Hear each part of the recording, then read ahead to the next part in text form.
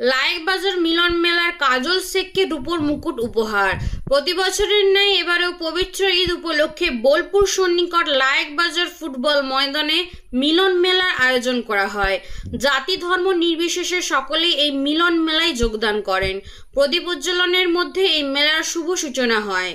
এই মিলন মেলার পরিচালনায় ছিলেন আলেফ শেখ। এই মিলন মেলা উদ্বোধনী অনুষ্ঠানে উপস্থিত ছিলেন বীরভূম জেলার সভাধিপতি কাজল শেখ, নানুনের বিধায়ক বিধানচন্দ্র মাঝি, পঞ্চায়েত সমিতির সভাপতি সহ অন্যান্য তৃণমূলের নেতৃবৃন্দ। এই মিলন মেলায় বীরভূম জেলার সভাধিপতি কাজল শেখকে রূপোর মুকুট উপহার দেওয়া হয়। অপরদিকে নানুনের বিধায়ক বিধানচন্দ্র মাঝিকে রূপোর মুকুট উপহার দেওয়া হয়।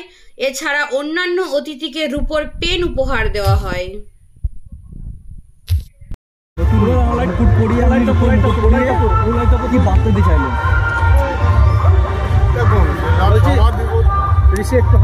আজকে যে উপহারটা দিলেন ওটা রূপোর উপহার মুকুট ছিল, ওটা কত কেজি ছিল বা কেন বা কেজি বলতে দুটো মুকুট ছিল মোটামুটি 350 গ্রাম দুটো মিলে। কেন দিলাম বলতে কি ভাবনা চিন্তা, জেলা পরিষদের সভাধিপতি সম্মানী ব্যক্তি, তার জন্য যারা এমএলএ বিধানসভা, নানুর বিধানসভার বিধায়ক এমএলএ, তার জন্য সম্মানী ব্যক্তিকে সম্মান দিলাম। মুকুটটা কেন বাঁচলেন? মুকুটটা দিয়েই সম্মান করলাম।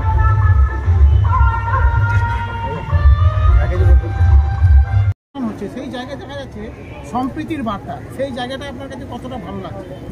আজকে লায়েকবাজারের যে মিলন মেলা কমিটি, যিনি কর্ণধার আলেফ ভাই সহ যারা কমিটির সদস্য আছেন, তাদেরকে আমি ধন্যবাদ জানিয়ে ছোট করব না।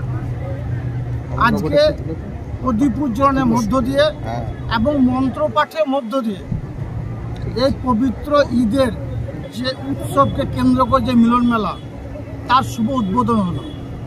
এবং মঞ্চে যারা উপস্থিত ছিলেন শুধু ইসলাম ধর্মের বিশ্বাসী মানুষই নন, সনাতন ধর্মের বিশ্বাসী মানুষ যারা আছেন, আমার বিধায়ক সাহেব থেকে শুরু করে ব্লক প্রেসিডেন্ট থেকে শুরু করে মাতাজি থেকে শুরু করে আরও অনেক বিদগ্ধ মানুষেরা এখানে উপস্থিত ছিলেন।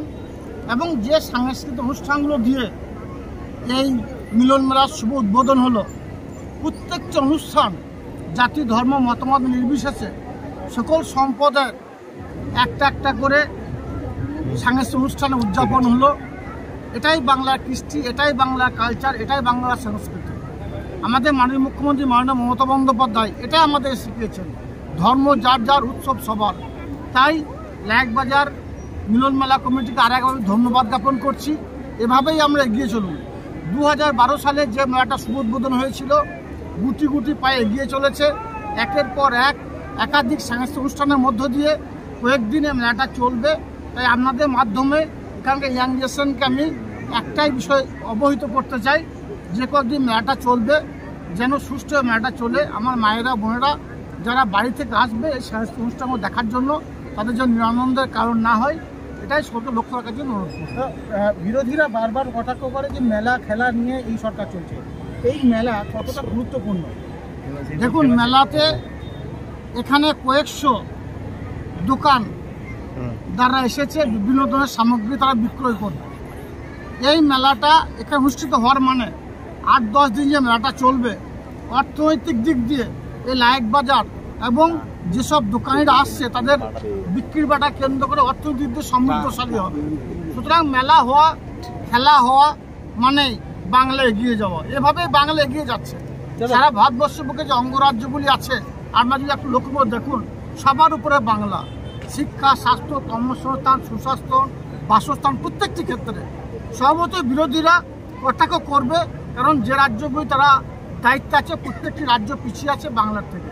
সুতরাং বাংলাকে অবহেলা করে তারা 100 দিনের কাজে টাকা দেয়নি, আবাস যোজনা টাকা দেয়নি। বাংলাকে এভাবে পিছানো সম্ভব হবে না। বাংলায় কটাক্ষ করেও লাভ হবে না। বাংলা এগিয়ে ছিল, এগিয়ে আছে, এগিয়ে থাকবে। দাদা, কোনো জায়গায় সুদর্শন চক্র, কোনো জায়গায় সিংহর রূপোর সিংহ, আজকে আবার রূপোর মুকুট, মাথায় মুকুট উঠলো রূপোর, সেইটা নিয়ে কি বলবেন? দেখুন, লায়েকবাজার মিলন মেলা কমিটিকে আমি ধন্যবাদ জ্ঞাপন করব না বা ধন্যবাদ জ্ঞাপনকে ছোট করব না। তারা যেভাবে আমাকে সম্মানিত করেছে, সত্যি তাদের কাছে আমি কৃতজ্ঞ। তাছাড়াও আমি বক্তব্যের মাধ্যমে বলেছি লাইক বাজারের মানুষের সঙ্গে আমার সম্পর্কটা আজকের নয়। 2003 সালে যখন বামফ্রন্ট আশ্রিত সমাজ বিরোধীরা আমাদেরকে রাজনৈতিক কারণে গ্রাম থেকে বিতাড়িত করেছিল, তখন থেকেই এই লাইক বাজারে আলেপ ভাই থেকে শুরু করে গয়লা ভাই থেকে শুরু করে আরও অনেক সহযোদ্ধা সহকর্মীরা আছে, তাদের সঙ্গে দীর্ঘদিনে আমার সম্পর্ক আছে, নিবিড় সম্পর্ক আছে। হয়তো সেই সম্পর্কের জেরেই তারা বা তাদের দাদা বা তাদের ভাই বীরভূম জেলার একটা আসনে আমাদের মাননীয় মুখ্যমন্ত্রী মাননীয় মমতা বন্দ্যোপাধ্যায় আমাকে অধিষ্ঠিত করেছেন। বীরভূম জেলার সার্বিক উন্নয়নের স্বার্থে জাতি ধর্ম মতামত নির্বিশেষে সকল সম্পদের মানুষকে নিয়ে চলার যে বার্তা মমতা বন্দ্যোপাধ্যায় দিয়েছেন, সেটা আমি সততা নিষ্ঠার সঙ্গে পালন করতে পারছি। সেই জন্যই হয়তো তারা আমাকে এই মুকুটটা দিয়েছে ওই আসনে বসার জন্য। জেলার কি বেতাজ বাদশা হিসাবে কি পরিচিতি পাচ্ছেন? দেখুন, আমি জেলার বেতাজ বাদশা হিসেবে থাকতে চাই না। আমি সব সময় মমতা বন্দ্যোপাধ্যায় অভিষেক বন্দ্যোপাধ্যায়ের একজন কর্মী হিসেবে থাকতে চাই। আমি শহীদ পরিবারের একজন সদস্য। আমি 1993 সাল থেকে বামফ্রন্টে অত্যাচার অন্যায় অবিচারের বিরুদ্ধে প্রতিবাদ করে এসেছি। আমি আমার 2 দাদাকে হারিয়েছি, বাবাকে হারিয়েছি। আমি কোনো সময় যে প্রতিবাদ করতে এক পা পিছপা হয় না। আমি সবসময় যেন সমাজসেবামূলক কাজের সঙ্গে নিজেকে আবদ্ধ রাখার চেষ্টা করি, সেটাই আমি করে যাচ্ছি, সেটাই করে যাব। আমি একজন সৈনিক হিসাবে কাজ করব, মমতা বন্দ্যোপাধ্যায় অভিষেক বন্দ্যোপাধ্যায়ের অনুগত সৈনিক হিসাবে কাজ করব।